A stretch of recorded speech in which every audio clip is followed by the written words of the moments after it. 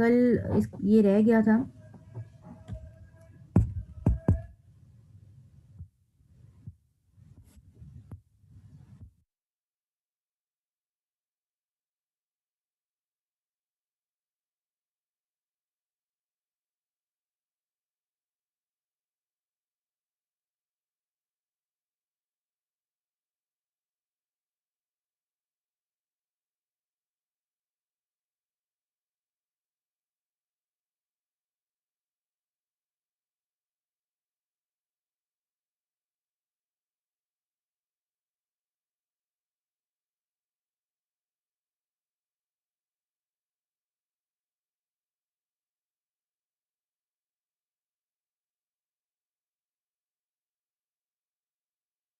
अच्छा, ISA 210 के अंदर हमने देखा था agreeing the terms of audit engagement. इसमें प्री कंडीशंस हम देख रहे थे, एंगेजमेंट लेटर। ये दो ही बात करता है ISA 210, प्री कंडीशंस और एंगेजमेंट लेटर। प्री कंडीशन में ये था कि जी अगर ये चीज़ें आपको नज़र आए कि प्री कंडीशंस मौजूद नहीं हैं तो एंगेजमेंट को आप एक्सेप्ट ही मत कीजिए, ठीक है। और एंगेजमेंट लेटर जो आता है जब आपने एंगेजमेंट एक्सेप्ट कर ली, उसके बाद एक एडिशनल रिक्वायरमेंट है कि जब भी आप अब ऑडिट करना शुरू तो आप ऑब्वियसली कर देंगे, तो लेकिन ऐसा कीजिए जो भी आपने टर्म्स वगैरह ऑडिट की तय की, सारी ज़ुबानी कलामी मत कीजिए, उसके लिए एक लेटर बना लीजिए। अच्छा, ये प्री कंडीशंस के बारे में हमने देख लिया था। अब ये वाले जो पॉइंट्स हैं उसने लिखा कि ऊपर लिखा कि जी अगर देखिए प्री कंडीशंस प्रेजेंट नहीं है, मैनेजमेंट किसी बात पे भी या तो एग्री ना करे कि जी हाँ फाइनेंशियल स्टेटमेंट हमने नहीं बना के देनी, इंटरनल कंट्रोल डिज़ाइन करना इम्प्लीमेंट करना हमारी जिम्मेदारी नहीं है, या फिर वो ऑडिटर को रेलिवेंट और रिक्वेस्टेड इन्फॉर्मेशन प्रोवाइड करने से इनकार कर दे, या फिर applicable financial reporting framework acceptable ना हो। ये केसेस जो हैं कि आपकी फिर प्री कंडीशन जाहिर सी बात है मौजूद नहीं है। तो स्टैंडर्ड ने कहा कि देखिए अगर ये हो गया तो आप एंगेजमेंट को एक्सेप्ट मत कीजिए।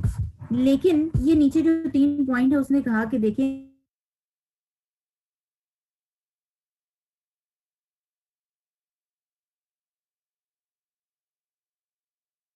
केस में अगर लिमिटेशन ऑफ स्कोप जो है वो इम्पोज कर दी मैनेजमेंट ने, जैसे कि ऑडिटर को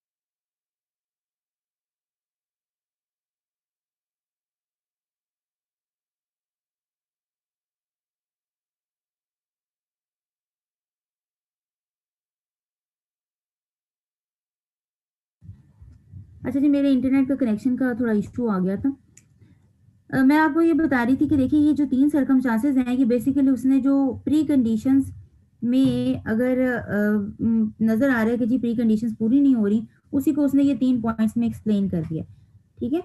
मैनेजमेंट अपनी रिस्पॉन्सिबिलिटी ना समझे, लिमिटेशन स्कोप जो है आपकी स्कोप पे लिमिटेशन जो है वो डाल दी गई है, तो इन केसेस में आप एंगेजमेंट एक्सेप्ट मत कीजिए। लेकिन अगर लॉ आपसे स्पेसिफिकली रिक्वायर कर रहा है ये रेगुलेशन कि कर लीजिए तो फिर कर लें, ठीक है। और एग्जाम्पल ऑफ स्कोप लिमिटेशन उसने नीचे दी हुई है, ये आप वैसे 705 में भी सीख चुके हैं कि स्कोप लिमिटेशन होती क्या है। इंगेजमेंट लेटर में मैंने आपको बताया कि जी ये होते हैं प्रिंसिपल कंटेंट्स, और कुछ नीचे उसने एडिशनल कंटेंट्स बताए हैं ये आपके हिसाब से, कंपनी के हिसाब से कुछ ये एडिशनल कंटेंट्स डाल लेती है, कुछ इसके भी अलावा और कंटेंट्स होते हैं, उसको भी इंक्लूड कर लेती है। ठीक है? जैसे आपने एक्सपर्ट के काम को यूज़ करना है, तो आप शुरू में एंगेजमेंट लेटर में यहाँ पे लिख लेंगे कि हम एक्सपर्ट के वर्क को यूज़ करेंगे, ये इंटरनल ऑडिटर के वर्क को यूज़ करेंगे। लेकिन प्रिंसिपल कंटेंट्स की अगर बात करें, तो आपने ऑडिट का ऑब्जेक्टिव और ऑडिट का स्कोप, ऑडिटर की रिस्पॉन्सिबिलिटी, मैनेजमेंट की रिस्पॉन्सिबिलिटी, फाइनेंशियल रिपोर्टिंग फ्रेमवर्क कौन-सा होगा, और एंड ऑडिट एक खत्म करने के बाद आप कौन-सी रिपोर्ट इश्यू करेंगे और उस रिपोर्ट के कंटेंट्स क्या होंगे, ये ऑलरेडी आप उनके साथ डिस्कस करेंगे एंगेजमेंट लेटर में। ठीक है? तो ये एंगेजमेंट लेटर बेसिकली कंपनी और ऑडिटर के बीच में उसने बोल्ड लेटर में ऊपर लिखा भी। एनीवे आगे जो अगर डिटेल पे जाएँ, तो अगेन वो बात करता है कि जी कुछ अगर आपको पता है कि रिकरिंग ऑडिट की बात करता है कि अगर आप इस कंपनी का पहली दफ़ा ऑडिट नहीं करने जा रहे, बल्कि सालों से आप इसका ऑडिट कर रहे हैं, 2-3 दफ़ा ऑडिट पहले आप कर चुके हैं, तो क्वेश्चन इज़ कि क्या आप फिर से एंगेजमेंट लेटर बनाएँगे? क्योंकि चीज़ें तो सब कुछ सेम होगा। फिर उसने कहा जी कि आप असेस कीजिए कि क्या कोई ऐसे सर्कमस्टांसेस तो नहीं हो गए जिसकी वज़ह से आपको टर्म्स ऑफ एंगेजमेंट रिवाइज़ करनी पड़ गए। या फिर मैनेजमेंट को आपको दोबारा से समझाना पड़े कि देखें, जो टर्म्स ऑफ एंगेजमेंट में हमने रिस्पॉन्सिबिलिटीज़ आपको दिखाई हैं आपकी, तो वो ज़रा आप समझने की कोशिश करें। अगर आपको ज़रूरत महसूस हो, तो इन केसेज़ में आप एंगेजमेंट लेटर को रिवाइज़ कर लीजिए। और फर्दर उसने फैक्टर्स को बता दिया कि देखिए, अगर एंटिटी मिसअंडरस्टैंड कर रही है, तो फिर दोबारा आप एंगेजमेंट लेटर बनाइए और भिजवाइए। रिवाइज़ अगर टर्म्स जो हैं वो थोड़ी रिवाइज़ हो गई हैं, तो फिर बनाइए। कोई चेंज आ गया है सीनियर मैनेजमेंट में, तो फिर बनाइए, क्योंकि पिछला जो आपका एग्रीमेंट हुआ था एंगेजमेंट लेटर, वो दूसरी मैनेजमेंट के साथ हुआ था। अब कोई मैनेजमेंट चेंज हो चुकी है सीनियर, तो फिर वो कहा जी उस चेंज हो गया है, तो फिर दोबारा बना लीजिए। ओनरशिप चेंज हो गई है कंपनी की, अगेन कंपनी की नेचर या साइज़ जो है वो चेंज हो गया, या कोई भी और लीगल या रेगुलेटरी रिक्वायरमेंट, या चेंज हो गया एप्लीकेबल फाइनेंशियल रिपोर्टिंग फ्रेमवर्क में, या फिर चेंज हो गया अदर रिपोर्टिंग रिक्वायरमेंट में। तो इस केस में कहा जी कि आपको फिर ज़रूरत महसूस होगी कि आप अपने एंगेजमेंट लेटर को रिवाइज़ कर लें। आगे क्वेश्चन है कि क्या जो एंगेजमेंट की टर्म्स में अगर चेंज आए, तो क्या ऑडिटर उसको एक्सेप्ट कर ले? ठीक है? तो ये थोड़ी-सी उसने डिटेल में चीज़ें बताई हुई हैं कि ज़रूरी नहीं है कि उसको एक्सेप्ट कर ले। उसके लिए वो 2-3 चीज़ों को जो है वो मद्देनज़र रखे कि देखें कि क्या मैनेजमेंट की जो रिक्वेस्ट है वो रीज़नेबल है, जस्टिफाइड है। तो वो रीज़नेबल है, किस तरह से ये ऑडिटर साहब कैसे अंदाज़ा लगाएँगे, वो देखेंगे कि जी कि वाक़ई कोई जेन्युइन रीज़न है। अगर पता चला जी ये जस्टिफ़िकेशन जो भी है वो रीज़नेबल है, टर्म चेंज कर लेनी चाहिए, तो फिर तो ज़ाहिर-सी बात है, टर्म्स रिवाइज़ हो जाएँगी और एग्रीड हो जाएँगी और रिकॉर्ड हो जाएँगी। लेकिन अगर ऑडिटर जो है unable to agree to the change of the terms, तो फिर वो विथड्रॉ कर लेगा फ्रॉम द एंगेजमेंट।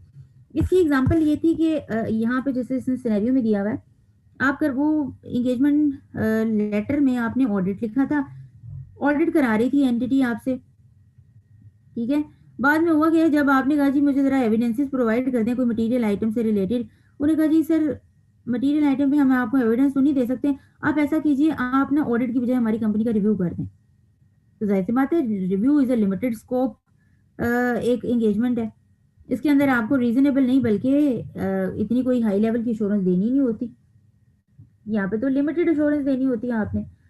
वो मैनेजमेंट अब ये करना शुरू कर दिया उसने कि एविडेंस वो ना देना पड़े, तो वो कह रहे हैं कि आप ज़रा एंगेजमेंट की नेचर चेंज कर लें, रिव्यू कर दें हमारा।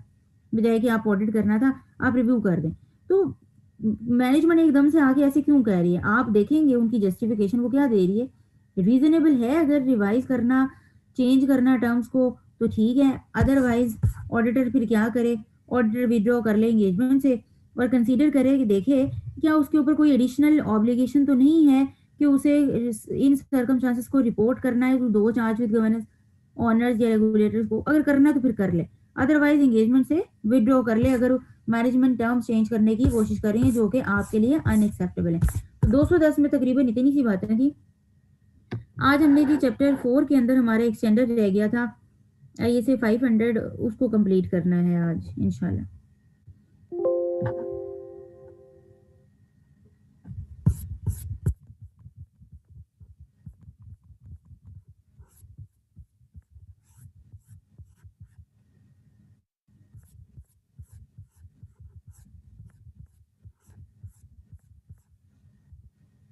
ठीक है। ISA 500 जैसे ISA 530 देखा था, that is audit sampling. ISA 230 देखा था, दैट इज ऑडिट डॉक्यूमेंटेशन। उसके हर स्टैंडर्ड के आप देख रहे थे कि अलग अलग ऑब्जेक्टिव, अलग अलग उसकी रिक्वायरमेंट है। इसी तरह ISA 500 नाम से नजर आ रहा है ऑडिट एविडेंस। ये 500 जो है आपको बताएगा कि ऑडिटर साहब कंक्लूजन ड्रॉ कर रहे हैं या ओपिनियन एक्सप्रेस कर रहे हैं फाइनेंशियल स्टेटमेंट में, तो जाहिर सी बात है वो ओपिनियन पे पहुंचने के लिए उन्होंने सफिशिएंट अप्रोप्रिएट ऑडिट एविडेंस लिया होगा, तभी तो वो उस कंक्लूजन पे पहुंचे, उस ओपिनियन जो है वो एक्सप्रेस करने पे पहुंचे। उसने कहा जी देखिए ये ऑडिट एविडेंस का नाम तो आप सुनते जा रहे हैं, सफिशिएंट अप्रोप्रिएट, सफिशिएंट अप्रोप्रिएट, तो जरा अब आपको डिटेल में बता देते हैं कि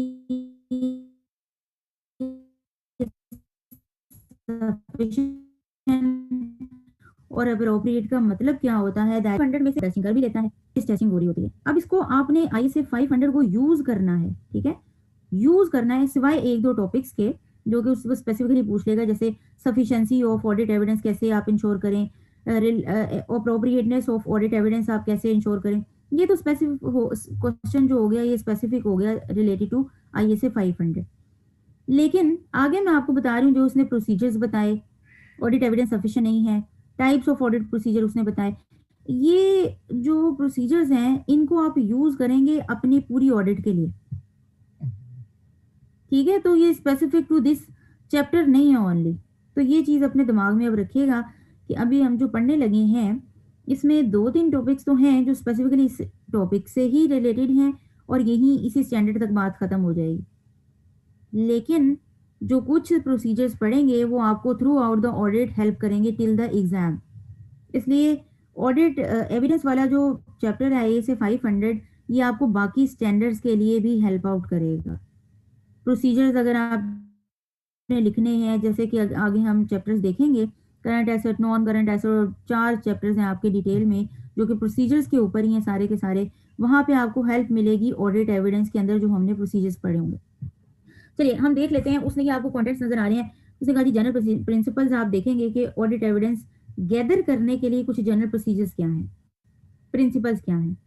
उसके बाद ये टर्म जो यूज करते हैं आप, सफिशिएंट अप्रोप्रिएट ऑडिट एविडेंस, इसका क्या मतलब है, क्वालिटी ऑफ ऑडिट एविडेंस आप कैसे इंश्योर करेंगे, ऑडिट एविडेंस को जनरेट करने के लिए क्या प्रोसीजर्स हैं, और अगर ऑडिट एविडेंस सफिशिएंट नहीं है तो फिर ऑडिटर क्या करे, और फिर आप कितनी टाइप्स के प्रोसीजर परफॉर्म करते हैं। आप ये देखेंगे ये जो टाइप्स ऑफ ऑडिट प्रोसीजर है ये मैं आपको ऑलरेडी पढ़ा चुकी हूँ, बता चुकी हूँ। अच्छा, अब ये जो जनरल प्रिंसिपल की उसने बातें की हैं, ये सारी ऐसी बातें हैं जिसके अंदर काम की बात अगर मैं कहूँ वो ये वाले पॉइंट्स हैं। ISA 500 audit evidence sets out the objective of the auditor, ठीक है, ये जहाँ पे उसने ऑब्जेक्टिव का वर्ड लिखा हुआ है आपको नजर आ रहा है, और उसके बाद उसने जी आगे 3 पॉइंट्स लिखे। ISA 500 का ऑब्जेक्टिव क्या है कि आपने सफिशिएंट अप्रोप्रिएट ऑडिट एविडेंस लेना है। दूसरा, उस सफिशिएंट अप्रोप्रिएट ऑडिट एविडेंस की बेस पे आप इस काबिल हो जाएं कि आप रीजनेबल कंक्लूजन ड्रॉ कर सकें। और तीसरा, on which to basis audit opinion, क्योंकि उस रीजनेबल कंक्लूजन की बेसिस पे आपने पूरे ऑडिट पे ओपिनियन एक्सप्रेस करनी है। तो ये ऑडिट एविडेंस वाला चैप्टर है इंपॉर्टेंट, लेकिन नॉलेज बेस्ड टेस्टिंग होती है इसमें से। ये इतना इंपॉर्टेंट है कि पूरे आपके ऑडिट पे जो है ये इफेक्ट कर रहा होता है। तो क्या है जी, 3 ऑब्जेक्टिव देख लीजिए। आपने sufficient appropriate audit evidence gather करना है। उस सफिशिएंट अप्रोप्रिएट ऑडिट एविडेंस की बेस पे आप इस काबिल हो जाएं कि आप रीजनेबल कंक्लूजन ड्रॉ कर सकें। उन रीजनेबल कंक्लूजन की बेस पे आप ऑडिट ओपिनियन एक्सप्रेस करके कर सकें ओवरऑल आपकी फाइनेंशियल स्टेटमेंट्स में। ओके, इसके अलावा आगे ये जो उसने बातें की हैं तकरीबन थोड़ी सी रिपीटिशन है, कुछ और स्टैंडर्ड्स को बीच में उसने ऐड किया है। जैसे उसने कहा जी कि देखें, अगर आप ISA 530 यूज़ करते हैं तो तब भी आपको इंश्योर करना है कि पूरी पॉपुलेशन में से जिसमें से आप सैंपल सेलेक्ट कर रहे हैं तो वहाँ से भी आपको sufficient and appropriate audit evidence मिले। अगेन ये सारी चीज़ें हम पढ़ चुके हैं। तो जनरल प्रिंसिपल में ऐसा कोई आपको जो नॉलेज बातें आपको नजर आएंगी, सिवाय यहाँ पे हमारे ऑब्जेक्टिव के, यहाँ पे हमें कोई चीज़ और सच एग्जाम पॉइंट ऑफ व्यू की अगर मैं बात करूँ तो वो नज़र नहीं आ रही। तो ये वैसे आपके लिए पढ़ने के लिए अच्छी है, आपके नॉलेज के लिए अच्छी है। ये अगेन नॉलेज वो है जो उसने थोड़ा सा रिपीट किया हुआ है। ठीक है, चलिए हम आते हैं जी direct sufficient and appropriate of audit evidence के आप एक ऑडिट एविडेंस की सफिशिएंसी कैसे इंश्योर करें, क्योंकि आपने कहा कि सिर्फ ऑडिट एविडेंस लेना काफ़ी नहीं है, वो ऑडिट एविडेंस सफिशिएंट भी होना चाहिए और अप्रोप्रिएट भी होना चाहिए। ओके, उसने कहा जी सफिशिएंट नज़र आ रहा है कि जी मतलब होता है क्वांटिटी से मतलब वो इससे मुराद लेते हैं। आप कहते हैं कि मेरे पास सफिशिएंट फूड मौजूद है, तो that is quantity wise enough है, मेरे पास इतनी फूड है, सफिशिएंट है। ओके, अब वो फूड आपके लिए अप्रोप्रिएट है भी कि नहीं, तो that is a matter of a quality. ठीक है, तो that is a matter of a quality. अब अप्रोप्रिएटनेस कैसे पता चले, क्या वो फूड आपसे रेलिवेंट है। ठीक है, क्या आप फॉर एग्जांपल आप एक डायबिटिक पर्सन है तो वो हर फूड आपके लिए रेलिवेंट नहीं होगी। आगे है जी उसने रिलायबिलिटी की बात की, क्या वो फूड किसी अच्छी जगह से परचेज की गई है, सोर्स क्या है, कहाँ से आई है, रिलायबल है कि नहीं, इसके अंदर जो कंटेंट्स ऐड किए गए हैं, जो अज्जा ऐड किए गए हैं वो सही है कि नहीं है, वो हाइजीनिक जो है हाइजीनिक है या नहीं है। ठीक है, तो इसी तरह कहा कि जी जो ऑडिट एविडेंस है समझ लीजिए ये ऑडिट में एक तरह की फूड है, इस फूड के बगैर ऑडिट का पेट नहीं भर सकते आप। ठीक है, तो ऑडिट एविडेंस के बगैर आप कंक्लूजन कैसे ड्रॉ करेंगे, और उस एविडेंस में सफिशिएंसी और अप्रोप्रिएटनेस दोनों होनी चाहिए, कोई एक भी मिस हो गई तो आप कहेंगे आपका ऑडिट एविडेंस जो है वो ज़रा इनकम्प्लीट है, तो आप उसे अपने ऑडिट पर्पस के लिए यूज़ नहीं कर सकते, और इसका मतलब आप उसकी बेसिस पर ना तो कंक्लूजन ड्रॉ कर सकते हैं और ना उन कंक्लूजन्स की बेसिस पे आप अपनी ऑडिट ओपिनियन एक्सप्रेस कर सकते हैं। तो ये स्टैंडर्ड इसलिए बहुत ही ज़्यादा इंपॉर्टेंट है। उसने कहा कि क्वेश्चन है कि जी देखें कैसे पता चले कि एक एविडेंस आपने जो गैदर किया वो सफिशिएंट है, कैसे पता चले कि जो एविडेंस आपने गैदर किया है वो अप्रोप्रिएट भी है। कहा हम आपको थोड़ा सा गाइड जरूर कर देंगे, लेकिन वैसे ये मैटर ऑफ जजमेंट है, ये प्रोफेशनल जजमेंट है। किस तरह से जी कि जिस तरह देखें एक एविडेंस अगर सफिशिएंट है तो उसकी क्वालिटी भी थोड़ी इफेक्ट होती है। सफिशिएंट है तो इसका मतलब आप कहेंगे जी अच्छा क्वालिटी वाइज देख लेते हैं अभी ज़रा। जब आप क्वालिटी पे आते हैं तो क्वालिटी जो है उसकी सफिशिएंसी को भी इफेक्ट कर देती है। अगर फॉर एग्जांपल ऑडिट एविडेंस की क्वालिटी खराब है, अप्रोप्रिएट नहीं है, रेलिवेंट नहीं है जो आप प्रोसीजर परफॉर्म कर रहे हैं, या फिर रिलायबल नहीं है, किसी थर्ड पार्टी से ऑब्टेन ही नहीं किया, तो ये आपके लिए कहीं ना कहीं सफिशिएंट भी नहीं होगा फिर। तो ये इंटरडिपेंडेंट हो जाते हैं कहीं ना कहीं, क्वालिटी क्वांटिटी को अफेक्ट कर देती है, सफिशिएंसी अप्रोप्रिएटनेस को अफेक्ट कर देती है, और अप्रोप्रिएटनेस सफिशिएंसी को अफेक्ट कर देती है। ठीक है, अच्छा अब क्वेश्चन उसने जब पूछा उसने कहा जी कि कब ऑडिट एविडेंस जो है वो सफिशिएंट है, कब हम कहें कि एविडेंस जो है उसकी क्वालिटी ठीक है। इसके लिए उसने कहा जी कि देखें दो जरा करेक्टरिस्टिक देखें क्वांटिटी और क्वालिटी की, ये इंटर रिलेटेड है। किस तरह, पहला पॉइंट उसने कहा जी कि एक auditor may be able to reach a conclusion based on a smaller quantity of high quality evidence. आपको इतना हाई क्वालिटी का एविडेंस मिल गया है तो आप कहते हैं कि एक या दो बैंक स्टेटमेंट ले लेना मेरे लिए इनफ है। ठीक है, एक या दो जो है वो एविडेंस ले लेना मेरे लिए काफ़ी है, मतलब उसकी क्वालिटी इतनी अच्छी है। ज़रूर वो कहीं आपको बैंक स्टेटमेंट डायरेक्ट बैंक से मिली होगी, बैंक कॉन्फर्मेशन आपको डायरेक्ट बैंक की तरफ से मिली होगी, तो क्वालिटी बड़ी अच्छी है, तो हो सकता है स्मॉलर क्वांटिटी की बेस पे भी आप एक कंक्लूजन पे पहुंच जाए। ओके, दूसरा उसने कहा larger quantity of lower quality evidence, इससे भी आप सेम कंक्लूजन पे पहुंच सकते हैं। कैसे, देखें आपने बैंक स्टेटमेंट ली फॉर एग्जांपल, पता चला जी ये बैंक स्टेटमेंट रिलायबल नहीं है क्योंकि बैंक स्टेटमेंट जो है आप एंटिटी ने आपको प्रोवाइड किया, डायरेक्ट बैंक की तरफ से नहीं है। ठीक है, जब आपने बैंक रिकंसिलिएशन स्टेटमेंट ली वो भी आपको पता है बैंक की तरफ से नहीं आती, तो आप ज़्यादा से ज़्यादा एविडेंसेस इकट्ठे करते जा रहे हैं, तो ज़्यादा से ज़्यादा इकट्ठे करने से भी कहीं ना कहीं अब देखिए क्वालिटी थोड़ी सी जो है वो कम हो रही है, लेकिन ज़्यादा आप जब एविडेंसेस इकट्ठे करेंगे तो सफिशिएंसी को किसी ना किसी हद तक आप काबू पा लेंगे और क्वालिटी को भी बीच में आप हो सकता है इंश्योर कर लें। तो उसने कहा जी कि ऐसा हो सकता है कि आप सेम कंक्लूजन पे पहुंच सकते हैं। तो दोनों चीज़ें जो है आपस में इंटर रिलेटेड हैं, एक चीज़ दूसरे को थोड़ा बहुत कॉम्पनसेट कर देती है। अब क्वेश्चन है कि उसने कहा जी आप कैसे डिसाइड करेंगे कि एविडेंस जो है आपको कितना एविडेंस चाहिए, ज़्यादा चाहिए, कम चाहिए, कितना एविडेंस चाहिए। उसने कहा देखें, मैंने पहले भी आपको बताया ये मैटर ऑफ जजमेंट है, लेकिन मैं कुछ फैक्टर्स आपको बता देता हूँ। ऑडिटर ये फैक्टर्स देख ले कि वो जिस एरिया पे काम करने जा रहा है, ठीक है, फाइनेंशियल स्टेटमेंट के वो जिस एरिया पे काम करने जा रहा है, तो देख ले उसके ऊपर रिस्क कितना है। फॉर एग्जाम्पल उसने रिस्क में जब शुरू में प्लानिंग की होगी, रिस्क असेसमेंट वाला आप चैप्टर देखेंगे, अभी एंड पे देखेंगे, वो सबसे ज़्यादा ट्रिकी और जजमेंटल है, वो सीनियर लेवल पर रिस्क असेसमेंट हो रही होती है, इसलिए आपको भी वो एंड पे पढ़ाया जाएगा सब कुछ सारा ऑडिट कराने के बाद। उसने कहा कि जब आप प्लानिंग करेंगे आईएएस 315 के हिसाब से, तो आप देखेंगे फाइनेंशियल स्टेटमेंट की किस एरिया में रिस्क ज्यादा है, तो जाहिर सी बात है जहां पर ज्यादा है उसके लिए आपको एविडेंस भी ज्यादा चाहिए होगा। ओके, फिर उसने कहा जी कि मटीरियलिटी ऑफ द आइटम, किसी आइटम की मटीरियलिटी जो है वो बहुत कम लेके रखी है आपने। फॉर एग्जाम्पल इसमें अगर मैं एग्जाम्पल दूं तो आपको याद हो तो रिलेटेड पार्टीज में मटीरियलिटी जीरो होती है, इसका मतलब वहां पर रिस्क भी ज्यादा है, तो वहां पे शायद हो सकता है कि आपको एविडेंस भी ज्यादा चाहिए और हर चीज को इंश्योर करना पड़े, फुली उसकी जो जितनी भी असर्शन है उसको वेरीफाई करना पड़े। फिर उसने कहा जी strength of internal control in the client's accounting system. For example company का सेल्स का अपना सिस्टम है, परचेजेस का अपना सिस्टम है, ठीक है, इसके अलावा इन्वेंट्री को रिकॉर्ड करने का अपना सिस्टम है, डिफरेंट तरह के उसने सिस्टम्स बनाए हैं। जब वो एक एक एरिया पे टेस्टिंग करने जा रहा है तो पहले उसके इंटरनल कंट्रोल देखेगा, अगर उस एरिया पे इंटरनल कंट्रोल्स वीक हैं तो इसका मतलब उसको ज़्यादा एविडेंस जो है वो चाहिए होगा, strength of the internal control in the client accounting system. अगर इंटरनल कंट्रोल्स में डेविएशंस उसको कम नजर आई तो जाहिर सी बात है उसको अपने जो टेस्ट ऑफ डिटेल में ऑडिट एविडेंस जो है वो कम चाहिए होगा।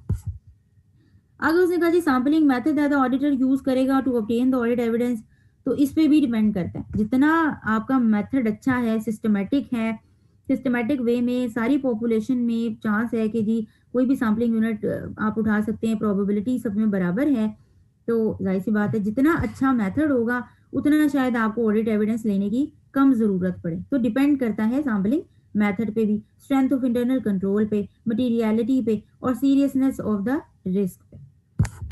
अब आ जाते हैं जी क्वालिटी। क्वालिटी में जो वो कहते हैं कि वो कहते हैं दो बातों से क्वालिटी इंश्योर कर सकते हैं आप। नंबर वन इज वो एविडेंस कितना रेलिवेंट है उस पर्पस के लिए जो पर्पस या ऑब्जेक्टिव आप अचीव करने जा रहे हैं, ठीक है। अगर आप कोई ऑब्जेक्टिव फॉर एग्जांपल है आपका बैंक, जो कैश एंड बैंक जो उन्होंने रिकॉर्ड किया हुआ है उसकी एग्जिस्टेंस, उसकी राइट्स एंड ऑब्लिगेशन, उसकी वैल्यूएशन को आपने करना है इंश्योर।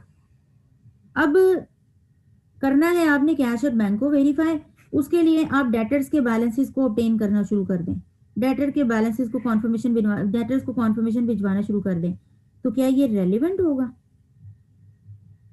ठीक है, तो ये रेलिवेंट नहीं है। उसने कहा कि देखिए रेलिवेंस के हिसाब से मैं आपको कुछ फैक्टर्स बता देता हूँ। फॉर एग्जाम्पल लॉजिकल कनेक्शन देखें, ठीक है, आपके ऑडिट प्रोसीजर का पर्पस क्या है, इसी के अंदर जो उसने एग्जांपल आपको दिया, उसने कहा जी देखें फॉर एग्जांपल आप देखें कि आप किस असर्शन को वेरीफाई करना चाहते हैं। अगर तो आप प्रॉपर्टी प्लांट इक्विपमेंट की एग्जिस्टेंस को वेरीफाई करना चाहते हैं फॉर एग्जांपल, ठीक है, तो कोई मुझे बताएगा कि आप प्रॉपर्टी प्लांट इक्विपमेंट की एग्जिस्टेंस को कैसे वेरीफाई कर सकते हैं, कोई प्रोसीजर बता दें।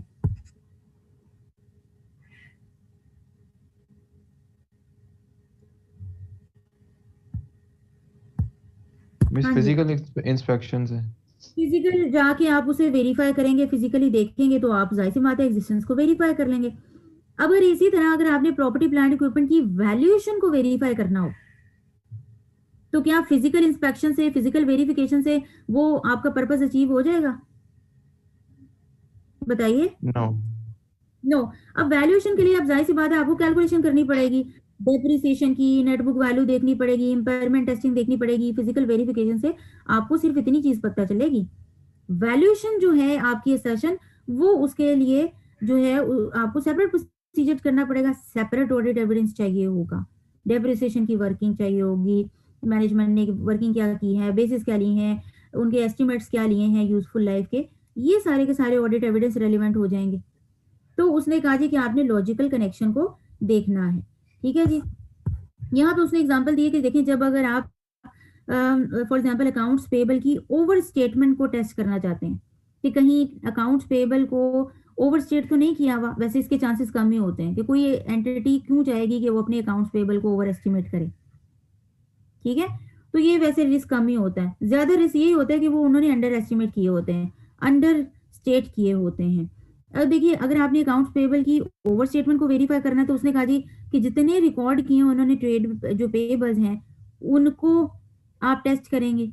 लेकिन अगर आपने अंडर स्टेटमेंट चेक करनी है, अंडर स्टेटमेंट से मुराद ये है कि कहीं इन्होंने ट्रेड पेबल्स को कम रिकॉर्ड तो नहीं किया हुआ, बनते ज्यादा थे लेकिन इन्होंने प्रोविजन कम की हुई है सब कुछ।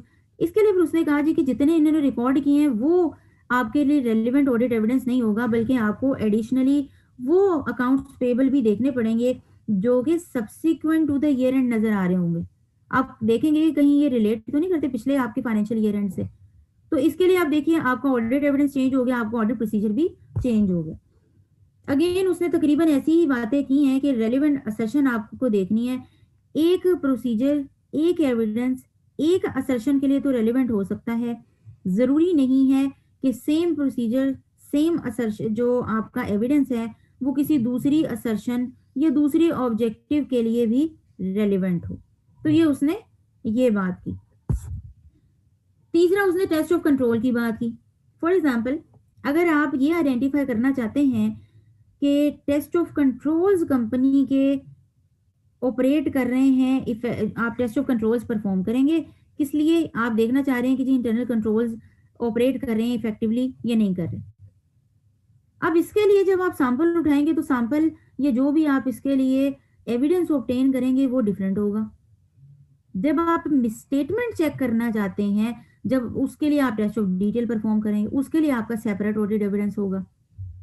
तो ये रेलेवेंस जो है इसके हिसाब से उसने कहा जी, ये मैं आपको गाइड करने के लिए आपको बता रहा हूँ कि आपको आइडेंटिफाइंग कंडीशंस देखनी है जिससे आप इंडिकेट कर सकें कंट्रोल की परफॉर्मेंस या डेविएशन कंडीशन। फॉर एग्जांपल, अगर आप कंट्रोल टेस्टिंग करना चाहते हैं कि जी एंटिटी ये प्रॉपर चेक एंड बैलेंसेस हैं कि नहीं है, एंटिटी प्रॉपर बैंक रिकंसिलेशन बनाती है कि नहीं बनाती, एंटिटी कोई ट्रांजेक्शन करने से पहले बकायदा उसको जो बनाने वाला है उसको अप्रूव करने वाले बंदे जो हैं वो सेम नहीं है, अलग अलग हैं, तो ये कंट्रोल है। अब इसके लिए आप डिफरेंट ऑडिट एविडेंस ऑब्टेन कर रहे होंगे, डिफरेंट प्रोसीजर परफॉर्म करेंगे। जबकि अगर आपने वैल्यूएशन असर्शन को वेरीफाई करना है उसके लिए आप डिफरेंट प्रोसीजर परफॉर्म करेंगे। ठीक है, तो ये आपको जस्ट गाइड करने के लिए, इसीलिए उसने कहा जी सब्सटैंटिव प्रोसीजर पे भी अगर आप बात करें तो जब मैंने आपको सैम्पलिंग वाला चैप्टर करवाया था तो मैंने आपको बताया था कि देखिए, जब आपने टेस्ट ऑफ कंट्रोल टेस्ट करने हैं तो आपने एक इनवॉइस उठाई, एक वाउचर उठाया, एक डॉक्यूमेंट उठाया, उसके ऊपर आप कंट्रोल से रेलेवेंट कंडीशंस आइडेंटिफाई कर रहे होते हैं। मतलब साइन देखे आपने, डबल साइन हुए हैं कि नहीं हुए, ठीक है, बकायदा इसको साइन करने के बाद रिक्विजिशन इसके साथ अटैच की हुई है कि नहीं की, ये कंट्रोल है। उसके ऊपर आपने कहीं अमाउंट नहीं देखी, कुछ इस तरह की चीजें नहीं देखी क्योंकि आप कंट्रोल्स को वेरीफाई कर रहे थे। इसी तरह जब आप की वैल्यूएशन या इस तरह की सेशन वेरीफाई कर रहे हैं, अब आपका फोकस अमाउंट की तरफ हो जाएगा, अब आपका फोकस सपोर्टिंग की तरफ हो जाएगा। अब आपका फोकस ये नहीं होगा कि इसके ऊपर साइन हुए हैं कि नहीं हुए, उसके लिए अब आपके लिए वो ये रेलिवेंट नहीं है। तो ये था जी, ये रेलिवेंसी से आप आइडिया लगाएंगे कि ये ऑडिट एविडेंस कितना अप्रोप्रिएट है। जितना वो एविडेंस आपके प्रोसीजर, आपके ऑब्जेक्टिव के लिए रेलिवेंट होगा, उतना ज्यादा वो अप्रोप्रिएट होता जाएगा। उसने कहा जी कि देखिए, दो फैक्टर्स हैं, अप्रोप्रिएटनेस और रिलायबिलिटी, दोनों चीजें आपने इसमें कंसीडर करनी है।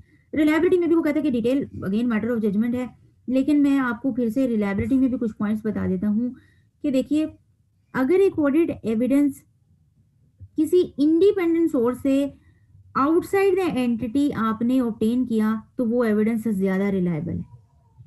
ठीक है, वो किस तरह से कि जी, बजाय के आप बैंक जो कैश एंड बैंक को आपने फॉर एग्जांपल वेरीफाई करना है, अब बजाय कि एंटिटी से पूछे, एंटिटी तो कहेगी ठीक है ठीक है, तो इससे बेहतर नहीं आप बैंक से ही पूछ लें, बैंक से कंफर्म कर लें। तो outside the entity independent source से अगर आपको एक एविडेंस मिले तो हम कहते हैं कि वो ज्यादा रिलायबल होगा, बजाय कि अगर आप इंटरनली उस एविडेंस को गैदर करें। इसलिए उसने कहा जी कि देखिए फिर इंटरनली गैदर एविडेंस कब रिलायबल होगा। उसने कहा जी अगर आप इंटरनली गैदर एविडेंस की रिलायबिलिटी देखना चाहते हैं तो वो भी रिलायबल हो सकता है अगर कंट्रोल्स अच्छे हैं। एंटिटी के आपने कंट्रोल्स टेस्ट किए, आपको पता चला जी एंटिटी के कंट्रोल्स अच्छे हैं, तो फिर आप कहेंगे कि ऑडिट एविडेंस हाँ जो इन्होंने खुद जनरेट किया है उसमें भी एरर के चांसेस कम है, तो उसकी रिलायबिलिटी भी किसी हद तक हम कह सकते हैं कि हो सकती है, सही हो सकती है। लेकिन अगेन इसका कंपैरिजन आउटसाइड द एंटिटी जो सोर्स है उसके साथ नहीं किया जा सकता। इंटरनली जनरेटेड चाहे कंट्रोल्स अच्छे भी हैं, फिर भी वो उतना ज्यादा रिलायबल नहीं है जितना आप इंडिपेंडेंट सोर्स से ऑब्टेन करके एक एविडेंस हासिल कर, आप ऑब्टेन करें एक एविडेंस आउटसाइड द एंटिटी। तीसरा उसने कहा कि देखिए ऑडिट एविडेंस अगर डायरेक्टली मिले, ये बात है डायरेक्टली, एक है इंडिपेंडेंट सोर्स, इंडिपेंडेंट सोर्स से मिला तो सही, बैंक की तरफ से आया तो सही, लेकिन बैंक ने वो कॉन्फर्मेशन भिजवा दी कंपनी को, कंपनी ने आगे आपको हैंड ओवर की, अगेन रिलायबिलिटी पे मसला आ गया। उसने कहा देखिए अगर आपको डायरेक्टली मिले तो ये बड़ा अच्छा है, डायरेक्टली बाय द ऑडिटर वो मोर रिलायबल है देन कि वो उसे इनडायरेक्टली मिले या किसी रेफरेंस के थ्रू मिले। ठीक है, फॉर एग्जाम्पल अगर एक ऑडिटर साहब ऑपरेशंस को खुद से ऑब्जर्व कर रहा होगा तो ये मोर रिलायबल है, बजाय कि इसके अगर वो किसी कंट्रोल की इंक्वायरी कर रहा होगा, किसी और से पूछ रहा होगा, तो ये थोड़ा सा कम रिलायबल होगा, क्योंकि एक चीज को उसने डायरेक्टली खुद ऑब्जर्व किया है। ओके, उसके बाद उसने कहा जी कि एक एविडेंस की रिलायबिलिटी उस वक्त भी ज्यादा हो जाती है जब वो किसी डॉक्यूमेंट्री फॉर्म में अवेलेबल होता है। वो डॉक्यूमेंट्री फॉर्म उसने कहा जी कि ये पेपर भी हो सकता है, इलेक्ट्रॉनिक भी हो सकता है, ये कोई अदर मीडियम भी हो सकता है, लेकिन किसी मीडियम में एग्जिस्ट करना चाहिए। अगर जुबानी कलामी आपको एविडेंसेस प्रोवाइड किए जा रहे हैं, ओरल रिप्रेजेंटेशन, वो तो कभी भी हमारे लिए एविडेंस होते ही नहीं है। ठीक है, तो ये ओरल रिप्रेजेंटेशन कभी भी एक एविडेंस नहीं होती। अगर आपको डॉक्यूमेंट्री फॉर्म में मिल जाए तो हम कहते हैं कि जी ऑडिट एविडेंस इज रिलायबल। उसके बाद उसने कहा जी कि अगर आपको ऑडिट एविडेंस ओरिजिनल डॉक्यूमेंट से मिल जाए तो ये मोर रिलायबल है, बजाय कि आपको फोटो कॉपीज प्रोवाइड की जाए। ठीक है, एक सर्टिफिकेट जो आपका ओरिजिनल है उसकी वर्थ ही कुछ और है अगर आप किसी को वो बकायदा दिखा दें, बजाय कि उसकी कॉपी दिखाएं। तो अगेन रिलायबिलिटी, वो जितना ओरिजिनल आप उस डॉक्यूमेंट को दिखाएंगे, ओरिजिनल कॉन्ट्रैक्ट्स अगर ऑडिटर्स आपको दिखाए जाएंगे तो वो ज्यादा वो कहेगा जी हाँ जी ये रिलायबल है। अगर बजाय कि आपने कहा जी कॉन्ट्रैक्ट दिखाइए, ओरिजिनल कॉन्ट्रैक्ट्स नहीं दिखा रहे लेकिन उसकी कॉपीज आपको पकड़ाई जा रहे हैं, तो ओरिजिनल तो किसी के पास भी हो सकते हैं और कॉपियां तो आपको करवा करवा के जितनी मर्जी दे दें, तो रिलायबिलिटी पे क्वेश्चन स्टिल रहता है। आगे ये देखिए, ये जी ये कुछ पॉइंट्स हैं रिलायबिलिटी के, कुछ रेलेवेंस के। हमने यहाँ से देख लिया कि आपने एक ऑडिट एविडेंस की, जब आपने बात की कि एक ऑडिट एविडेंस कितना चाहिए, सफिशिएंसी के लिए उसने कुछ फैक्टर्स आपको बताए, एक एविडेंस कितना रेलेवेंट है उसके लिए कुछ आपको फैक्टर्स बताए, एक एविडेंस कितना अप्रोप्रिएट है उसके लिए उस रिलायबल है उसके लिए उसने आपको कुछ फैक्टर्स बताए। तो अब हमें पता चल गया कि जी एक सफिशिएंट अप्रोप्रिएट ऑडिट एविडेंस होता क्या है। अब वो कहते हैं कि चलें, अब वहां तक आपको बात समझ आ गई है, अब हम कुछ प्रोसीजर परफॉर्म करते हैं कि आपने ऑडिट एविडेंस को जनरेट कैसे करना है। आपने इस काबिल हो जाना है कि आप बैठ के आपको कुछ भी कोई एरिया पकड़ाया जाए, आपको खुद पता हो कि मैंने प्रोसीजर क्या परफॉर्म करना है। ठीक है, अच्छा अब ये जो 3, 4 और 3, 7, ये जो 7 प्रोसीजर लिखे हैं मैं आपको 2 मिनट दे रही हूँ, इनको याद कर लीजिए। इंस्पेक्शन, ऑब्जर्वेशन, इंक्वायरी, ये तीनों तो साथ ही चलेंगे, इंस्पेक्शन ऑब्जर्वेशन इंक्वायरी। ठीक है, जब आप इंस्पेक्शन करेंगे तो आप ऑब्जर्व करेंगे चीज़ों को, साथ साथ आप इंक्वायरीज भी कर रहे होंगे, ये चीज़ें तो आप साथ याद रख लीजिए। याद, एक्सटर्नल कॉन्फर्मेशन, रीकैलकुलेशन और रीपरफॉर्मेंस को भी आप साथ ही कर लीजिए, और साथ एनालिटिकल प्रोसीजर्स। ये जरा 7 पॉइंट्स याद कर लीजिए, मैं आपको 2 मिनट दे रही हूँ, ये आपकी फिंगर टिप्स पे होने चाहिए।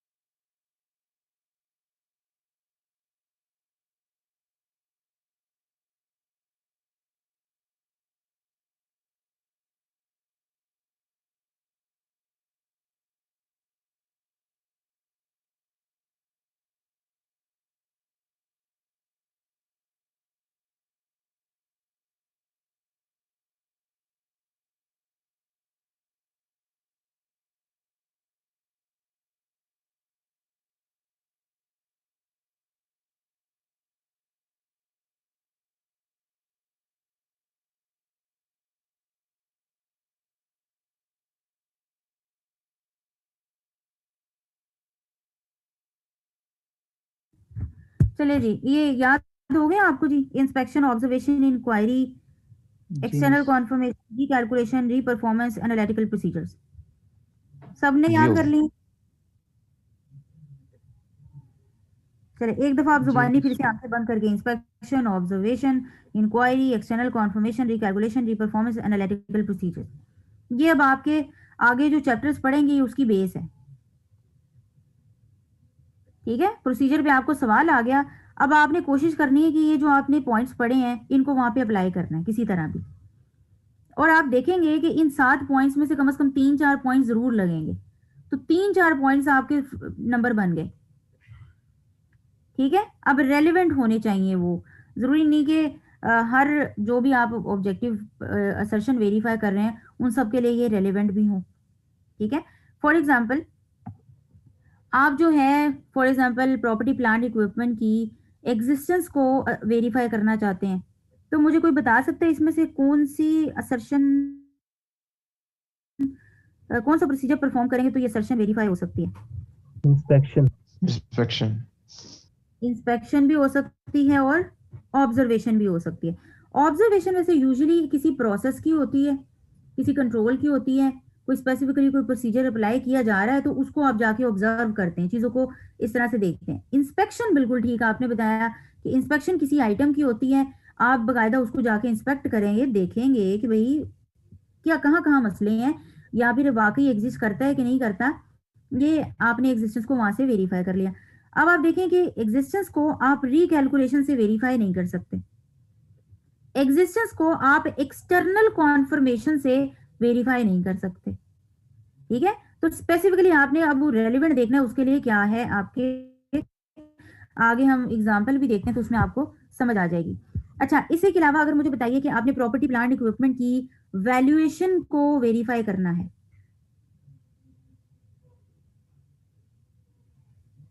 मिस रिकैलकुलेशन हो सकती है या एक्सटर्नल कंफर्मेशन हो सकती है। हाँ जी, रिकैलकुलेशन ठीक बताया, रिकैलकुलेशन करेंगे किसकी? मिस डेप्रिसिएशन, उस पर जो चार्ज हुई है उसको देख लेंगे। ठीक है जी, उसके ओपनिंग बैलेंसेस में एडिशन जो हुई उसका प्लस माइनस देखेंगे, ये भी तो कैलकुलेशन है, प्लस माइनस करके जो डिलीशन हुई है वो माइनस की हुई है कि नहीं, एंड पे क्लोजिंग बैलेंस जो कैलकुलेट किया वो ठीक हुआ, और बाकायदा जाहिर सी बात है इसमें डेप्रिसिएशन आ रही होती है, तो डेप्रिसिएशन को रीकैलकुलेट करके ही उसकी वैल्यूएशन को हम वेरीफाई कर सकते हैं, उसको इंस्पेक्ट करके, उसको ऑब्जर्व करके, उसकी इंक्वायरी करके उसको वेरीफाई नहीं कर सकते। चलिए जी, आगे उसने कहा जी कि देखिए उसने बकायदा नीचे लिखा है कि फॉर एग्जाम आपको सीखना है कि ये लिस्ट ऑफ ऑडिट प्रोसीजर ये किस किस पर्पस के लिए जो है वो और किस किस मीन के लिए यूज हो रहे हैं। कोई आपको केस स्टडी टाइप क्वेश्चन आएगा और आपसे कहा जाएगा जी कि ऑडिट प्रोसीजर जो है वो डिस्कस कीजिए, आपने sufficient appropriate audit evidence gather करना है। और एक बात याद रखिएगा, आपने जब भी कोई प्रोसीजर लिखना है, ठीक है, मैं अभी आपको अब एक टिप दे रही हूँ, ये टिप के बगैर आपका पेपर नहीं पास हो सकता। ये टिप अभी लिख लीजिए कि जब भी आपने कोई प्रोसीजर लिखना है जैसे इंस्पेक्शन, आपने साथ ये जरूर मेंशन करना है कि इंस्पेक्शन से आप क्या वेरीफाई करना चाहते हैं। आप अगर ऑब्जर्वेशन का एक प्रोसीजर डाल रहे हैं, आपने ये जरूर लिखना है कि आप इससे उस स्पेसिफिकली प्रोसीजर से आप क्या ऑब्जेक्टिव अचीव करना चाह रहे हैं, कौन सी असर्शन को वेरीफाई करना चाह रहे हैं। अगर आपके प्रोसीजर में ये पर्पस या ऑडिट ऑब्जेक्टिव इंक्लूड नहीं है तो आपका प्रोसीजर इनकम्प्लीट है, बिलीव मी इनकम्प्लीट है। एक्सटर्नल कॉन्फर्मेशन आप क्यों भिजवा रहे हैं, क्यों भिजवाते हैं जी? ये किस सेशन को वेरीफाई कर सकता है अगर आप डेटर को कॉन्फर्मेशन भिजवा रहे हैं? एग्जिस्टेंस। एग्जिस्टेंस, इसके अलावा एट टाइम वैल्यूएशन। वो 3 सेशन को भी वेरीफाई कर सकता है। हाँ जी, वैल्यूएशन मिस एक्यूरेसी। एक्यूरेसी भी हो सकती है, वैल्यूएशन भी कहीं ना कहीं हो सकती है। अगर एक डेटर और खुद ही राइट्स कंफर्म, ऑब्लिगेशन। ठीक है, एक डेटर खुद ही कंफर्म कर दे कि जी मैं, हाँ जी मैंने इतने पैसे देने हैं, कंफर्म कर दिया उसने, तो फिर तो वाकई भाई वैल्यूएशन पे भी हमें कहीं ना कहीं हद तक डाउट कम हो जाएगा कि हाँ इस डेटर ने मानना भी है, और डाउटफुल डेट भी हमें ये नहीं लग रहा, क्योंकि अगर डाउटफुल कब होता, अगर वो जवाब ही ना देता बिल्कुल ही सिरे से, तो फिर एग्जिस्टेंस पे भी हमें हम सवालात ही जो है वो उठाते और कहते कि जी वैल्यूएशन भी इसकी ठीक नहीं है, आप इसको इस पे प्रोवीनिंग कीजिए। ओके जी, इसके तो हमें काफ़ी हद तक जो है वो अब चीज़ें जो हैं वो क्लियर हो रही हैं। अब देखिए उसने आपको मज़ीद एक्सप्लेनेशन में बताया कि देखिए इंस्पेक्शन होती है किसी टेंजिबल एसेट की। इंस्पेक्शन होती है एंट्रीज़ की। आप अकाउंटिंग रिकॉर्ड्स देखे और उसके अंदर एंट्रीज़ को इंस्पेक्ट करना शुरू कर दिया। आप डॉक्यूमेंट्स को, इनवॉइसेस को, वाउचर्स को और सपोर्टिंग जितने भी डॉक्यूमेंट्स हैं उनको देखना शुरू कर दिया, ये इंस्पेक्शन होती है। जब आप कहते हैं ऑब्जर्वेशन, तो ऑब्जर्वेशन में वो कहते हैं कि जी जब आप एक प्रोसीजर को वॉच करते हैं, देखते हैं, जैसे कि फिजिकल इन्वेंट्री काउंट जो हो रहा है, आप उसको देखते हैं कि ये बंदा सही काउंट कर रहा है कि नहीं कर रहा। काउंट कर रहा है तो लिस्ट के अंदर टिक मार्क कर रहा है कि नहीं कर रहा। तो प्रोसीजर को आप वॉच कर रहे हैं, ठीक है। तो आगे उसने कहा जी कि देखें लेकिन ऑब्जर्वेशन में एक इशू क्या है कि ये लिमिटेड होता है to the point in time. Observation सिर्फ एक उसी वक्त ही हो सकती है, आप बैठे बिठाए कहीं पे भी बैठ के ऑब्जर्वेशन नहीं कर सकते, जाके आपको बकायदा उस प्रोसीजर को देखना पड़ेगा। इसके अलावा उसने कहा जी कि देखिए इसमें एक और इशू ये आता है कि जो पर्सन परफॉर्म कर रहा होता है प्रोसीजर, वो मे बी डिफरेंटली एक्ट करे जब उसको पता चले कि जी मुझे कोई बंदा ऑब्जर्व कर रहा है, ठीक है। तो ऑब्जर्वेशन में कहीं ना कहीं अब आपको साथ साथ थोड़ी थोड़ी चीजें की बता रहे हैं कि कुछ प्रोसीजर के अंदर कुछ चीजें आप इनहेरेंट हो जाती हैं कि वहां पे आपको फिर मजीद एविडेंस लेने पड़ते हैं। इंक्वायरी पे आ जाते हैं। इंक्वायरी जो है आपको यूजुअली आप इंक्वायरीज क्यों कर रहे होते हैं, क्योंकि इंक्वायरीज आप इसलिए कर रहे होते हैं, ये ज़्यादातर आपको अंडरस्टैंडिंग चाहिए होती है किसी नेचर की, बिजनेस एंटिटी की, किसी स्पेसिफिक किस्म की आइटम पे उसकी नेचर समझ नहीं आ रही। इंक्वायरीज यूजुअली आप इसलिए कर रहे होते हैं, और इंक्वायरीज आप इसलिए भी करते हैं ताकि आप जो एविडेंस आपको मिला है उसके साथ इनकी अपनी बातें मैच करती भी हैं कि नहीं करती। जैसे इसकी बड़ी एग्जांपल है, आपका आपको कहा जी अपनी सीवी दें, सीवी तो आपने दे दी, ठीक है, मैंने उसको इंस्पेक्ट कर लिया, ठीक है। सीवी के बेस पे जब मैंने आपको इंटरव्यू के लिए बुलाया तो यहाँ पे अब मेरा सेपरेट पर्पस है, मैं देखना चाहती हूँ कि ये बंदे ने जितनी अपनी स्किल्स मेंशन की हैं सीवी के अंदर, क्या बकायदा वाकई इंटरव्यू में मुझे वो स्किल्स नजर आती हैं कि नहीं आती। इसने कहा जी मैंने ये किया वो किया, तो मैं डिफरेंट तरह के क्वेश्चंस पूछ के तो उससे पूछने की कोशिश करूंगी। अगर उसने लिखा जी मेरी हॉबी है कि जी बुक्स रीडिंग करना, बड़ी हाई किस्म की प्रोफेशनल बुक्स रीड करना, तो मैं इंटरव्यू में बुला के जरूर उससे पूछूंगी कि आप कौन सी बुक्स रीड करते हैं, मुझे कोई फेवरेट बुक का नाम बताएं। तो वहां पे अगर बच्चा पैनिक हो जाता है, कोई जवाब ना दे सके, इसका मतलब आपने झूठ बोला है। तो इंक्वायरी भी एक बड़ा अच्छा प्रोसीजर है चीजों को कोरोबरेट करने के लिए, किसी एविडेंस को कि जी जो एविडेंस के अंदर उन्होंने रिस्पॉन्स दिया है वो ठीक दिया है कि नहीं दिया। तो आप चीजों को कोरोबरेट करना चाहते हैं। कोरोबोरेट से मुराद ये होता है कि एक पहले आपको एविडेंस मिला, उसको मजीद दूसरे सोर्सेज से पूछ के, इंक्वायरी करके आप वेरीफाई करना चाहते हैं कि ये वाकई इन लाइन है, कंसिस्टेंट है कि नहीं। एक्सटर्नल कॉन्फर्मेशन, ये आप यूजुअली कॉन्फर्मेशन थर्ड पार्टी को भिजवाते हैं, जैसे कि बैंक और रिसीवेबल। ये आपको मेजर एग्जांपल नजर आएगी। ट्रेड रिसीवेबल और ISA 505 आपका एक सिलेबस में है जो कि स्पेसिफिक एरिया में आता है, चैप्टर 9 के अंदर, वहां पे भी देखेंगे। तो ये एक्सटर्नल कॉन्फर्मेशन इसीलिए उसने सेपरेट रखा क्योंकि ये एक बड़ा इंपॉर्टेंट प्रोसीजर है। रिकैलकुलेशन, आप अगेन जब आपने मैथमेटिकल एक्यूरेसी देखनी है डॉक्यूमेंट्स की, रिकॉर्ड्स की, तो आप रिकैलकुलेशन करते हैं। री परफॉर्मेंस क्या होता है, this is a different recalculation से। एंटिटी ने कहा जी हमारे इंटरनल कंट्रोल ये हैं, हमारे प्रोसीजर ये हमने लगाए। आप कहते हैं कि अच्छा बिल्कुल ठीक कह रहे हैं आप, तो हमने तो, हम ऑडिटर हैं, हम तो जरूर वेरीफाई करेंगे। आप एक उनके इनवॉइस पकड़ते हैं, एक सैंपल पकड़ते हैं, जिस तरह आप कंट्रोल्स की टेस्टिंग करने लगे हैं, ठीक है। आपने बकायदा उस प्रोसीजर को जैसे इन्होंने लिखा हुआ है बताया है आपको, आप वैसे वैसे परफॉर्म करने की कोशिश करते हैं।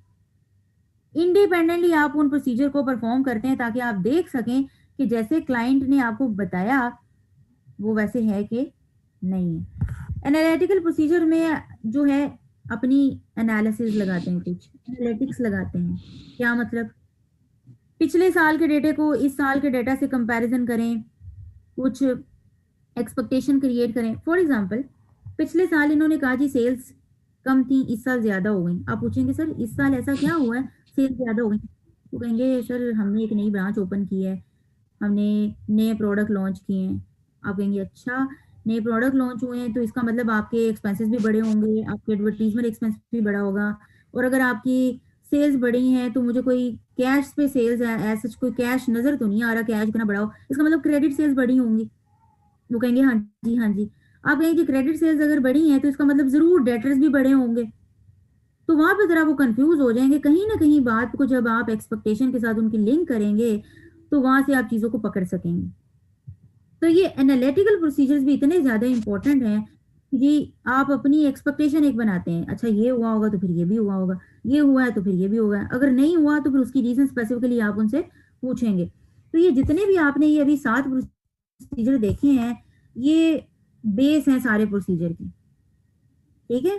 तो ये बेस है, इस बेस को नहीं भुलाना आपने। जब भी आपने कोई प्रोसीजर लिखना है, आपके दिमाग में observation, inspection, inquiry, external confirmation, recalculation, reperformance और एनालिटिकल प्रोसीजर्स होने चाहिए। ये 7 प्रोसीजर्स आपके फिंगर टिप्स पे होने चाहिए। इवन मैं आपको ये कहूंगी, इसको अपने हाथ पे लिख लें, रोज रिवाइज करें, रोज।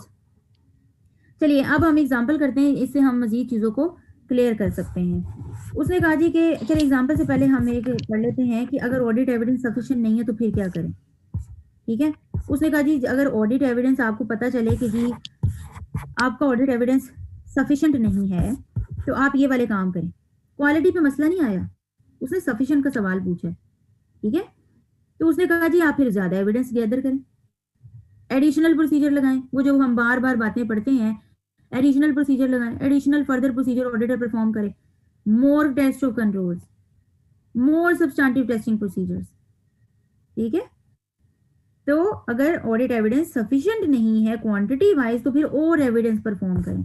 उसने कहा जी प्रॉब्लम डिस्कस कीजिए सीनियर मैनेजमेंट के साथ, ऑडिट कमेटी के साथ, ताकि आपको प्रॉब्लम का उन्हें पता चले कि मसला मसाइल आ कहाँ पे रहे।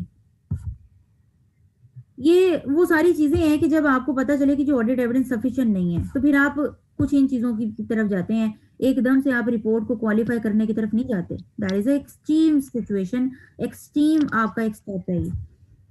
आगे उसने एंड वाले पॉइंट में लिखा भी हुआ है कि आप रिपोर्ट को क्वालिफाई करें एंड पे जाके, क्योंकि ये सिर्फ और सिर्फ आप तब यूज करेंगे जब आपका ये एक्सट्रीम लेयर है, which the auditor should only use if the other matters failed to resolve the matter या problem। अच्छा, अब ये जो तीसरे पॉइंट के अंदर उसने मेंशन किया है ना, indicate the finding from the audit evidence obtain, they should be included in the management letter. अच्छा, ये मैनेजमेंट लेटर, ये मैनेजमेंट रिप्रेजेंटेशन लेटर नहीं है, ठीक है। रिप्रेजेंटेशन लेटर जो है वो LOR को कहते हैं, letter of representation. Management letter होता है ML, इसको कहते हैं। आप जब इंटरनल कंट्रोल्स का चैप्टर पढ़ेंगे तो वहां पे ML से आपको थोड़ा इंट्रोडक्शन होगा। ML एक सेपरेट लेटर होता है। एक आप देखिए, एक आपने एंगेजमेंट लेटर देखा, एक अभी तक आपने मैनेजमेंट रिप्रेजेंटेशन लेटर देखा, ठीक है। एक अब लेटर आप देख रहे हैं management letter, there is a different. ये लेटर एड्रेस किया जाता है बकायदा ऑडिटर की तरफ से मैनेजमेंट को, जबकि आपने देखा मैनेजमेंट जो रिप्रेजेंटेशन लेटर है वो बना ऑडिटर ही जरूर रहा होता है, ड्राफ्ट ऑडिटर ही कर रहा होता है, लेकिन ये एड्रेस किया जा रहा होता है मैनेजमेंट की तरफ से ऑडिटर को। ये मैनेजमेंट लेटर का पर्पस क्या है कि इसके अंदर आप जब कंट्रोल टेस्टिंग करते हैं, तो आप कंट्रोल टेस्टिंग के दौरान जितनी भी डेफिशिएंसीज और वीकनेसेस आइडेंटिफाई करते हैं कंट्रोल्स में, ये आप मैनेजमेंट लेटर में डालते हैं, ठीक है। उनको सेपरेट से बताते हैं, ऑडिटर सेपरेट से क्लाइंट को बताता है कि देखिए मैनेजमेंट लेटर हम आपको स्पेसिफिकली आपको बता रहे हैं कि ये आपके कंट्रोल्स में हमने ये मसले मसाइल आइडेंटिफाई किए हैं। हालांकि आपके इंटरनल कंट्रोल के हमने सिर्फ और सिर्फ फाइनेंशियल एस्पेक्ट्स देखे हैं। अगर हम कोई नॉन फाइनेंशियल एस्पेक्ट्स देखते हैं तो हमें और भी पता चलता है, लेकिन चूंकि हमारा ताल्लुक सिर्फ और सिर्फ उन इंटरनल कंट्रोल से हम वो टेस्टिंग कर रहे हैं जो कि relevant to the financial statement है, फाइनेंशियल रिपोर्टिंग है, इस वजह से आपने अपने इंटरनल कंट्रोल्स आपके जितने भी वो टेस्ट किए हैं, उतने फाइनेंशियल इंटरनल कंट्रोल में हमें ये वीकनेस नजर आई है, तो ये हमने उनको साथ डिस्कस की। ये टाइप्स ऑफ प्रोसीजर आपने जो है वो पढ़े हुए हैं। मैंने आपको पहले बताया था कि आपके प्रोसीजर होते हैं risk assessment procedures, further audit procedures होते हैं। उसमें उसने फर्दर ऑडिट प्रोसीजर में जी उसने लिख दिया टेस्ट ऑफ कंट्रोल्स और सब्सटेंटिव प्रोसीजर्स। यहाँ पे एक उसने मिस कर दिया, दैट इज एनालिटिकल प्रोसीजर्स, ठीक है, क्योंकि वो सब्सटेंटिव प्रोसीजर की ही आगे टाइप आती है। सब्सटेंटिव प्रोसीजर में टेस्ट ऑफ डिटेल और एनालिटिकल प्रोसीजर। तो मेजरली अगर आपको नजर आए तो रिस्क असेसमेंट प्रोसीजर होते हैं, टेस्ट ऑफ कंट्रोल्स होते हैं, और तीसरी कैटेगरी है जी सब्सटेंटिव प्रोसीजर होते हैं। और सब्सटेंटिव में भी अगर आए तो एनालिटिकल प्रोसीजर्स होते हैं और टेस्ट ऑफ डिटेल्स होती हैं। मजीद इसको डिस्कस करेंगे जब हम प्रोसीजर वाले चैप्टर पे आएंगे। अब हम ये वाली एग्जांपल कर लेते हैं। एग्जांपल है जी, उसने कहा कि ऑडिटर चाहता है कि वो टेस्ट करे plant and equipment recorded in the financial statement of the client does actually exist. हाँ जी, कोई भी बच्चा मुझे आंसर करे। ऑडिटर साहब ये वेरीफाई करना चाहते हैं कि जो प्लांट और इक्विपमेंट इन्होंने फाइनेंशियल स्टेटमेंट में दिखाया है, ये वाकई एग्जिस्ट करता है कि नहीं करता। तो मुझे ऊपर वाले प्रोसीजर में से कोई प्रोसीजर बता दीजिए कि वो क्या प्रोसीजर लगा के इसको वेरीफाई कर ले। मैम इंस्पेक्शन कर रहा होगा, हाँ जी, इंस्पेक्शन कर ले, करेगा बिल्कुल प्लांट और वो फिजिकल इंस्पेक्शन कर ले। तो बेस्ट वे यही है कि अगर एग्जिस्टेंस देखनी है तो बकायदा जाके उस चीज को देख लो। आपको यही मसला है ना कि ये चीज एग्जिस्ट करती भी है कि नहीं करती, तो फिर जाओ फिजिकली जहां पे भी पड़ा है जाके उसे देखो। उसने कहा जी कि मैं एक्यूरेसी कंफर्म करना चाहता हूँ the figures for the directors bonus.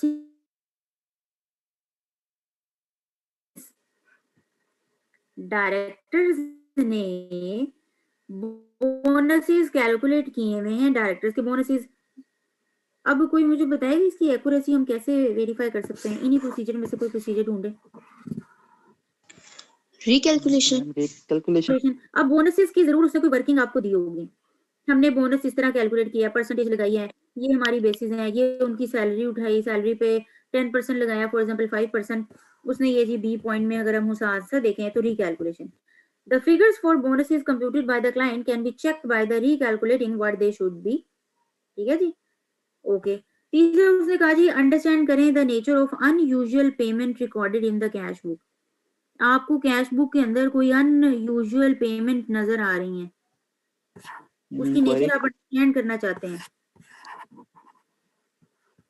क्या प्रोसीजर लगाएंगे? इंक्वायरी करेगा। Query, great answer. आप जो नॉलेजेबल पर्सन है वहां पे उनसे पूछेंगे सर ये क्या मसले मसाइल हैं। आप क्योंकि पर्पस देखिए, अंडरस्टैंड करना चाह रहे हैं nature of the unusual payment recorded in the cash book. अब यहाँ पे जो आप प्रोसीजर लगाएंगे वो है inquiry. Inquiry of the management. Auditor should ask management to explain the nature of the unusual item and should expect a satisfactory answer which can be corroborated by other evidence. वो जो भी answer करेंगे तो again auditor उस पर चुप होकर नहीं बैठ जाएगा, वो बाकी और एविडेंसेस से देखने की कोशिश करेगा कि कहीं मैनेजमेंट ने झूठ तो नहीं बोला। ठीक है, इसीलिए तो ऑडिटर को कह रहे हैं कि जी प्रोफेशनल स्केप्टिसिज्म रखे, प्रोफेशनल जजमेंट अप्लाई करें। इसके कुछ 3-4-5 पेपर्स हैं, वो हम इंशाल्लाह कल देखेंगे और मैं आपके साथ वो शेयर भी कर दूंगी। आज के लिए आप इस चैप्टर को जरा अच्छे से तैयार करें और इन प्रोसीजर्स को जरा याद कर लीजिएगा, अपने हाथ पे ही लिख लें, बुक पे सामने लिख लें। ठीक है, ये प्रोसीजर आपके भूलने नहीं चाहिए। मैं इसको जूम करके आपको दिखा रही हूँ। Inspection, observation, inquiry, external confirmation, recalculation, reperformance, analytical procedure, ये बेस है आपके सारे प्रोसीजर। तो मैं किसी भी टाइम किसी भी बच्चे से ये प्रोसीजर